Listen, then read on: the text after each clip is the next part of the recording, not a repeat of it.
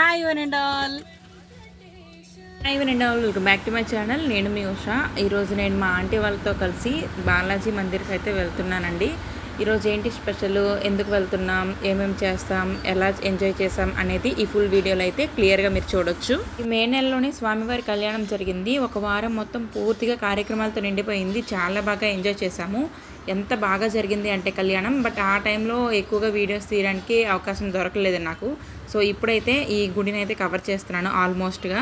Unexpected plan అనమాట. ఈరోజు గుడికి వెళ్ళాలి అనేది నేను అనుకోలేదు వెళ్తాను అని చెప్పి.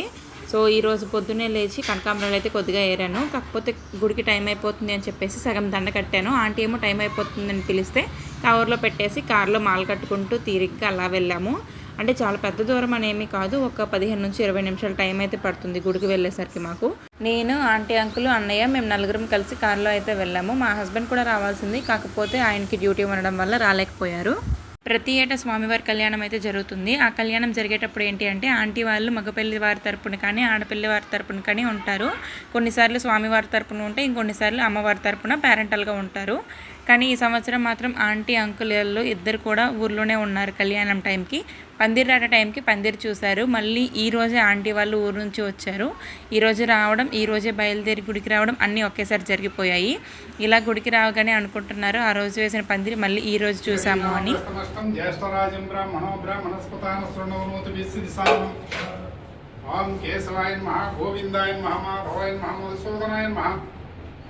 ఓం త్రివిక్రమాయ నమః, వామనాయ నమః, ఓం శ్రీధరాయ నమః, ఋషికేశాయ నమః, ఓం పద్మనాభాయ నమః, ఓం దామోదరాయ నమః, ఓం సంకర్షణాయ నమః, అనిరుద్ధాయ నమః, ఓం మధోక్షజాయ నమః, ఓం హరే నమః, ఓం శ్రీకృష్ణ పరబ్రహ్మణే నమః. యస్యో నామరూపాభ్యాం యా దేవీ సర్వమంగళం. ఇంకా ఫైనల్గా గుడి లోపలికి అయితే ఎంటర్ అయిపోయాము. గుడి లోపలికి ఎంటర్ అయిన తర్వాత కాళ్ళు కడుక్కొని గుడి చుట్టూ 3 ప్రదక్షిణలు చేసిన తర్వాత గుడి లోపలికి అయితే వెళ్ళాము. వీడియో స్టార్టింగ్లో అయితే చెప్పాను కదా ఈరోజు ఏంటి స్పెషల్, ఇంతలా గుడికి వెళ్ళి మరి పూజ అది చేపిస్తున్నామంటే ఏదో స్పెషల్ ఉండనే ఉంటుంది కదా. ఆ స్పెషల్ ఏంటో తెలుసా? ఈ రోజు అయితే స్పెషల్ కాదండి. ఈ రోజుకి ముందు అలాగే ఈ రోజు తర్వాత స్పెషల్స్ ఉన్నాయన్నమాట. అంటే ఈరోజు మే 30 కదా, కానీ ఈరోజు స్పెషల్ కాదు. మే 29 అండ్ మే 31 ఆంటీ వాళ్ళ పెళ్లి రోజు, అన్నయ్య వాళ్ళ బర్త్డే అనమాట. సో ఆంటీ వాళ్ళ పెళ్లి రోజు నిన్న ట్రైన్లో జరిగిపోయింది. అన్నయ్య బర్త్డే ఏమో రేపు సండే పడుతుంది. కానీ ఈరోజు అంటే శనివారం, ప్రతి శనివారం కూడా శ్రీ బాలాజీ మందిరం టెంపుల్లో ఖచ్చితంగా అన్నదానం అనేది జరుగుతుందండి. అది ఈ రోజు నాటి మాట ఏమీ కాదు. చాలా సంవత్సరాల నుంచి ప్రతి శనివారం కూడా శ్రీ బాలాజీ మందిరంలో అన్నదాన కార్యక్రమం అయితే తప్పకుండా ఉంటుంది. గుడి స్థాపించినప్పటి నుంచి కూడా శ్రీ బాలాజీ ట్రస్ట్కి సంబంధించి అంకుల్ ట్రస్ట్ మెంబర్ అనమాట. అంకుల్ గారి ఫ్యామిలీకి సంబంధించి ఏవైనా మంచి రోజులు అంటే పుట్టినరోజు, పెళ్లి రోజు ఇలాంటివి ఏవైనా ఉంటే ఖచ్చితంగా అంకుల్ గారు అయితే ఇలా గుడిలో అన్నదానం అనేది ఏర్పాటు చేస్తారు. ఆంటీ గారు ఈరోజు ఊరు నుంచి వచ్చారు కాబట్టి ఊరు నుంచి కొన్ని రకాల మామిడి పండ్లు అలాగే అన్ని దేవుని విగ్రహాలకి సరిపడే బంతిపూల మాలలు అయితే తీసుకొచ్చారు. పూజ చేయడానికి ముందుగానే పంతులు గారు అన్ని దేవుళ్ళకి పూలమాలను అలంకరించేసి పూజ చేసేసిన తర్వాత మాకు కొద్దిగా ప్రసాదం అయితే ఇచ్చారు. అరటిపళ్ళతో పాటు దద్దోజనం ప్రసాదం కూడా ఇచ్చారు. ప్రసాదం తినేసిన తర్వాత నేను గుడి గురించి పర్సనల్ బ్లాగ్ చేయాలి అని చెప్పి అలా బ్లాగ్ కోసం ట్రై చేస్తూ ఉన్నాను. కానీ ఏంటి అంటే గాలి ఎక్కువగా రావడం వల్ల అసలు వాయిస్ అనేది క్లియర్గా వినిపించట్లేదు. సో అందుకని నేను డైరెక్ట్గా మాట్లాడిన మాటలన్నీ ఆపేసి ఇలా వాయిస్ ఓవర్ అయితే ఇస్తున్నాను. ఇంతలోనే భోజనం అయితే తయారైపోయింది. భోజనం తయారైపోయిన తర్వాత ముందుగా స్వామివారికి భోగం సమర్పిస్తారు. భోగం సమర్పించిన తర్వాత ఈరోజు ఎవరైతే అన్నదాన కార్యక్రమం జరిపిస్తారో వారి చేత అయితే ఆ భోగం ప్లేట్ని అయితే అన్నదానం జరిగే ప్రదేశానికి అయితే తీసుకువెళ్తారు. అలా తీసుకువెళ్ళిన తర్వాత అక్కడ అన్నపూర్ణాదేవికి అలాగే వెంకటేశ్వర స్వామికి అక్కడ పూజ చేసి అది నైవేద్యంగా మళ్ళీ పెడతారు. వండిన వంటల్లో కొన్ని రకాల వంటలు మాత్రమే ఇంకా భోజనంశాలకి వచ్చాయి. ఇంకా కొన్ని రావాల్సింది ఉంది. స్వామివారి వద్ద భోజనం ఏర్పాటు చేయాలని చాలామందికి ఉండనే ఉంటుంది. అది కూడా మన ప్రత్యేకమైన రోజుల్లో అంటే మనకు ఇష్టం అనిపించే రోజుల్లో ఇలా అన్నదానం ఏర్పాటు చేయడం అనేది ఇంకా చాలా సంతోషకరమైన విషయం అని చెప్పుకోవచ్చు. ఇలా మనం ఏర్పాటు చేయాలి అనుకుంటే మనం ముందుగానే ట్రస్ట్ మెంబర్స్ని కలిసి మనం చెప్పుకోవాల్సి ఉంటుంది. కానీ ఎగ్జాక్ట్గా మనకు కావాల్సిన రోజు వస్తుంది అని మనం కొన్నిసార్లు చెప్పలేము. ఎందుకంటే ఈ ట్రస్ట్లో ఈ గుడిలో అన్నదానం ఏర్పాటు చేయడానికి చాలామంది భక్తులైతే వెయిట్ చేస్తూ ఉంటారనమాట. మన టైం వచ్చేసరికి కొన్ని రోజులైతే టైం పడుతుంది. ఇంకా తీసుకురావాల్సిన ఫుడ్ ఐటమ్స్ ఏవేవైతే ఉన్నాయో అవి ఇంకా మాటల్లోనే వచ్చేస్తున్నాయి. వాళ్ళు తీసుకొస్తుంటే వాళ్ళకి ఎదురుగా వెళ్తున్నాను. అవి ఎక్కడ పెడుతున్నారో నాకు అర్థం కాక వాళ్ళు ఎక్కడ పెట్టాలనుకుంటున్నారో అక్కడికి వెళ్ళి నిల్చున్నాను. ఈ వేడి కర్రీ అయితే వచ్చేసింది. ఈ ఫుడ్ ఐటమ్స్ క్వాంటిటీని బట్టి మీరు అర్థం చేసుకోవచ్చు ఇక్కడికి వచ్చే భక్తులు ఎంతమంది ఉంటారు అనేది. ఈరోజు అన్నదానంలో వడ్డించే ఫుడ్ ఐటమ్స్ అయితే చూసేద్దాం వచ్చేయండి. ముందుగా హల్వా స్వీట్ ఐటమ్ అయితే ఖచ్చితంగా ఉంటుంది. అలాగే పులిహోర, ఇక్కడ ఈ టెంపుల్లో పులిహోర అనేది చాలా బాగుంటుంది. దాంతోపాటు వేడివేడి రైస్, వంకాయ, బంగాళదుంప, చోలే మిక్స్ కర్రీ అయితే చేశారు. ఎవరైతే అన్నదానం చేపిస్తారో వాళ్ళ పేర్లు అయితే ఇక్కడ ఖచ్చితంగా రాస్తారనమాట. నేమ్స్ రాయలేదు, ఇంకా రాసాక వచ్చి చూపిస్తాను. రెడ్ అంటే మా యూట్యూబ్ ప్రేక్షకులకి ఒక సందేశం. మాట్లాడరా? ఏం మాట్లాడారు? ఏమైనా అంటే చాలా రోజుల తర్వాత కలిసాం కదా అండి.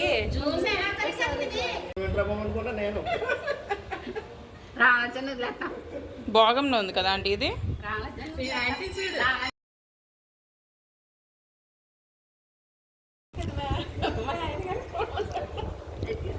ఈ రోజు ఇచ్చే ఆ దాత గారు మాట్లాడండి ఒకసారి.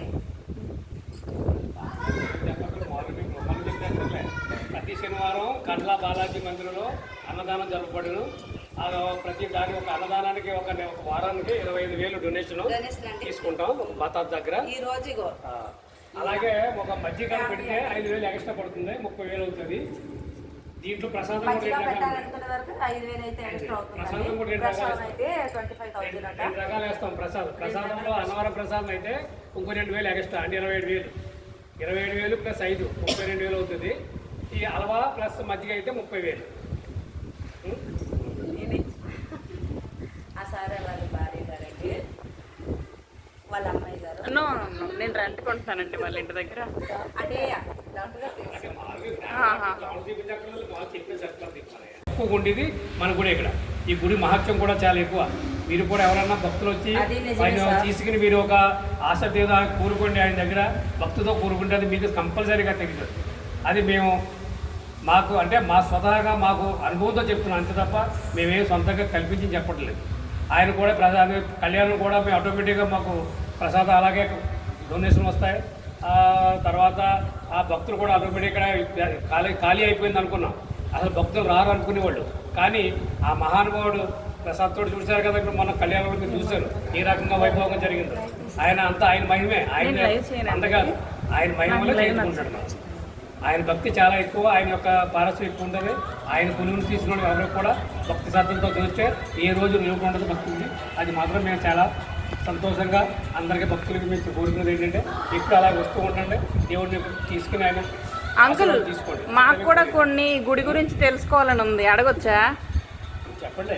అంటే ఏం లేదండి, గుడి కట్టి ఎన్ని సంవత్సరాలు అయింది, కట్టాలి అనే ఆలోచన ఎలా వచ్చింది? గుడి కట్టాలనే ఆలోచన ఏంటంటే గుడికి మనం వచ్చినప్పుడు ఇక్కడ మనకి కండ్లాపూర్ చైర్మన్ ఒక సోమయాజులు గారు అని ఒక ఆయన వచ్చాడు. వచ్చినప్పుడు మేము ఇక్కడ ఏంటంటే గుడి కట్టాలి అని ఒక ఆలోచన. మన తెలుగు ప్రజలందరూ ఇక్కడ మన కండ్లలో ఎక్కువ ఉండేవాడు, అంతా ఫస్ట్లో ఎక్కువ అందరూ ఇక్కడే ఉండేవాళ్ళు. అత్యంత అవుద్దేశుడు కట్టు అది ముందు దారుణం ప్లాన్ కాదు మాకు. దారుణంలో మన తెలుగువాడు ఎవరు ఉండేవాడు కాదు. ప్రతి ఒక్కరు వచ్చినంటే కండ్లలోనే ఉండేవాళ్ళు. ఇక్కడ కండ్ల అంటే ఒక మినీ దుబాయ్ టైప్ ఉంటుంది ఇక్కడ.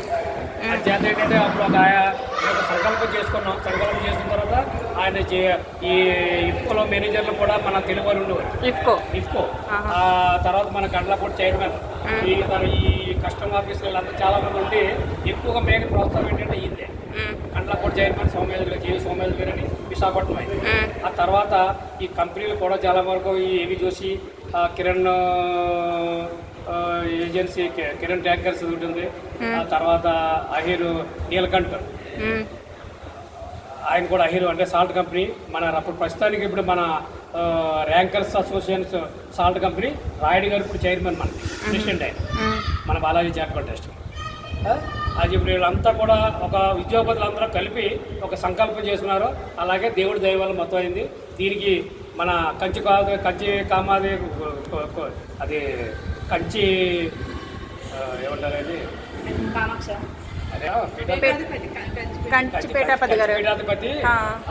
స్వామి దయానంద సరస్వతి గారు వచ్చి దీన్ని ఆయన సొంత ప్రతిష్టాపించారు. హస్తాలతో ఆయన దీన్ని శంకుస్థాపన చేయడం జరిగింది. ఆయన దీనికి అంతా కూడా ఈ విగ్రహం కూడా మన తిరుపతి బాలాజీ నుంచే వచ్చింది. తిరుపతి బాలాజీ టెంపుల్ దగ్గర నుంచి తీసుకెళ్ళి మనకి విగ్రహం వచ్చింది అక్కడ నుంచి ఈ రాజు విగ్రహం. ఇప్పుడు కళ్యాణానికి సంబంధించినవన్నీ ఇప్పుడు తిరుపతి నుంచి ఆంధ్ర నుంచి వస్తాయా? ఇదే మన చారిటబుల్ ట్రస్ట్ ఉంది కదా, ఆ. ట్రస్టే చేస్తుంది. మిగిలిన అంతవరకే. ఇది ఇప్పుడు మేము ట్రస్ట్ ఉంది మాకు. అవును. ట్రస్ట్ 11 మంది ట్రస్ట్ ఉన్నాం. అలాగే మన అన్నదాన కమిటీ ఉంది. ఇప్పుడు కమిటీ కూడా కుర్రోళ్ళు ఉన్నారు. మేము అందరం కలిపి ఇప్పుడు చేస్తున్నాం ఇదంతా.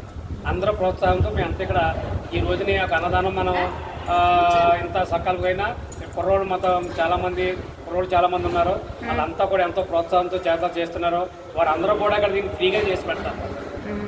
అన్నదానంలో కూడా వాళ్ళ భోజనాలు ఇవన్నీ కూడా అంతా ఫ్రీగా చేసి పెడతారు. వాళ్ళకి మేమేమి పేమెంట్ ఇవ్వట్లేదు. అర్థమైందా? వాళ్ళ ఒక సంతోషంతో మేము వచ్చి చేస్తాము. దేవుని సేవలాగా సేవ కింద వచ్చి చేస్తారు. వారానికి రోజు కదా చేస్తారు. అదేవిధంగా మనకి ఇక్కడంతా కూడా ఇవన్నీ కూడా సక్రమంగా జరగడానికి కారణం ఏంటంటే మనం అందరం కలిసి తెలుగు సమాజాలు మొత్తం ఉన్నాయి. అలాగే బయట సమాజాలు కూడా వేరే వాళ్ళు కంపెనీ వాళ్ళు కూడా ఉన్నారు. వాళ్ళందరూ కలిపే దీని ఒక ప్రోత్సాహంతో ఇంత దివ్యజీవంగా జరగడానికి కారణం అది. అయితే సార్ మరి దండలలో అంకుల్ గారు చాలా చక్కగా వివరించారు గుడి గురించి. ఇక్కడ ఎవరికి వారు ఈ పని మాది అని బాధ్యతగా చేయడం నాకు చాలా బాగా నచ్చింది. చిన్నపిల్లలు ఆడుకుంటూనే ఇలా భోజనంశాలలో ఇలా హెల్ప్ చేస్తున్నారు. ఈ కార్పెట్స్ ఎందుకు వేస్తున్నారు అంటే భోజనం చేసేటప్పుడు కూర్చుంటారనమాట ఈ కార్పెట్స్ పైన. అవైతే ఇప్పుడు ఈ పిల్లలు సర్దుతున్నారు. 2 పిల్లలు ఈ కార్పెట్స్ని సర్దుతుంటే ఇంకొక బాబేమో ఆ కార్పెట్స్ని తీసుకొచ్చి అక్కడ వేస్తున్నారు. ఇప్పుడైతే మేము సెక్టర్ 7లో ఉంటున్నాం. కానీ ఇంతకుముందు మేము రాజ్వీ పార్క్ అనే ఒక సొసైటీలో ఉండేవాళ్ళము. అప్పుడు రెడ్ ఆంటీకి నాకు చాలా మంచి బాండింగ్ ఉండేది. చాలా రోజుల తర్వాత ఆంటీని మళ్ళీ కలిశాను. సో మాకు ఇప్పుడు ఎంజాయ్ చేయడానికి కొంచెం టైం దొరికింది. సో మేమిద్దరం అయితే అలా తిరుగుతూ వచ్చాము. పైకి వచ్చేసాం. జీవితంలో పైకి ఎప్పుడు వస్తామో తెలియదు. మెట్లెక్కి పైకి వచ్చేసాం. చిన్నాళ్ళు మా అమ్మాయిని కలిసి దగ్గర ఉండేది, రోజు కలిసి వాళ్ళు. ఇప్పుడు మిస్ అయిపోయాం. అప్పుడు అక్కడ ఉండాలి కదా ఆంటీ, ఆ వైట్ బిల్డింగ్స్లోనా? మేము ఉండేవాళ్ళము ఆ గుడికి ఈ పక్క బిల్డింగ్లో ఫస్ట్లో. అక్కడ కూడా అక్కడ ఉందా ఆంటీ? అది చూడు, ఆ బాబా గుడి అది. చిన్న గుడి, బాబా గుడి. ఇప్పుడు ఆ చెట్టు వెనక ఆరెంజ్ కలర్లోనా? ఓకే, ఇంకా పైకి వెళ్దాం.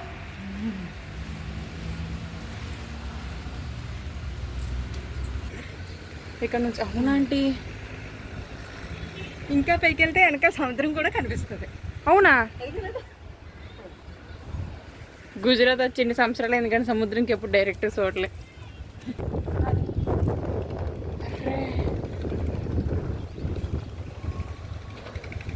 డస్ట్ కూడా బాగానే ఉంది.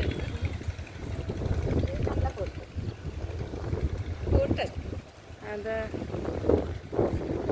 పొగ్గొట్టంత పేటీ కనబడట్లేదు. అప్పట్లో పర్మిషన్ ఇచ్చేవాళ్ళ అండి అంటే పోర్ట్ పైన వెళ్ళడానికి? లోపలికి కాదు, అక్కడ లోపల సైడ్కి జట్టి లోపలికి. అవునండి, సముద్రం దగ్గర లైట్ హౌస్లు ఉంటాయి కదా, అదే పైన ఏదో గిరగిరా తిరుగుతుంది.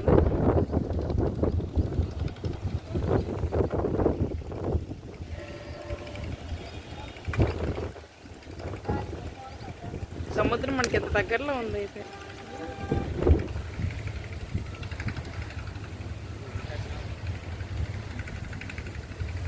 ఆంటీ సముద్రం కదా, మళ్ళీ వెనక నల్లడిది ఏంటి? ఏంటి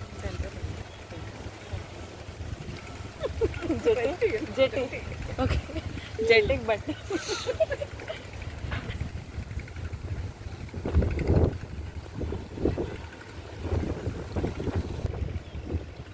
ఇక్కడ నుంచి కాండ్లే అందాలు చూడొచ్చు. అందాలంతా ఇంకేం లేవు, ఆయిల్ కొట్టాలి. చాలా అందంగా ఉండేది, ఇప్పుడు అన్నీ పడగొట్టేసి ఖాళీ అయిపోయింది. నేను ఎప్పుడు లేటే ఆంటీ, అందంగా ఉండేది చూడడానికి మాత్రం రాను. ఇవన్నీ వీడియో తీసి వచ్చేసరికి కొంచెం మొబైల్ బ్యాటరీ అయితే లో అయిపోయింది. ఇక్కడే వాచ్మెన్ వాళ్ళు ఉంటే వాళ్ళ ఇంటి దగ్గర అయితే కొంచెంసేపు ఛార్జ్ చేశాను. సో లంచ్ టైం అయితే స్టార్ట్ అయిపోయింది. ఇంకా ఒక్కొక్కరం వడ్డించడానికి అయితే కూర్చున్నాము. మేము వడ్డించాలి అంటే అంత పెద్ద పెద్ద గిన్నెల్లో నుంచి వడ్డించలేం కదా, సో వాటిని కొంచెం కొంచెంగా చిన్న చిన్న బేషన్లోకి అయితే తొండుతున్నారు. మీరేం వడ్డిస్తారు మళ్ళీ? మీరు ఏం వడ్డిస్తారు? మీరు వీడియో తీసుకుంటున్నారు కదండి ఆంటీ, మీరు? నాది కర్రీ.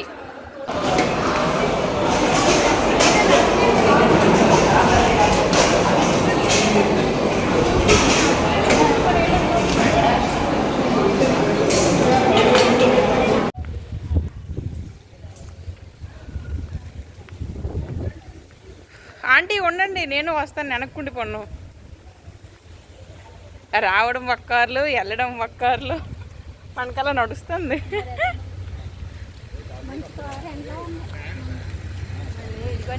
భోజనాలన్నీ అయిపోయిన తర్వాత 2:45 ఆ టైంకి మేము ఇంటికి రిటర్న్ అయిపోతున్నాము.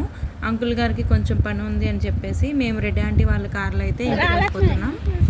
బాగున్నారు. Thank you for watching. Bye bye.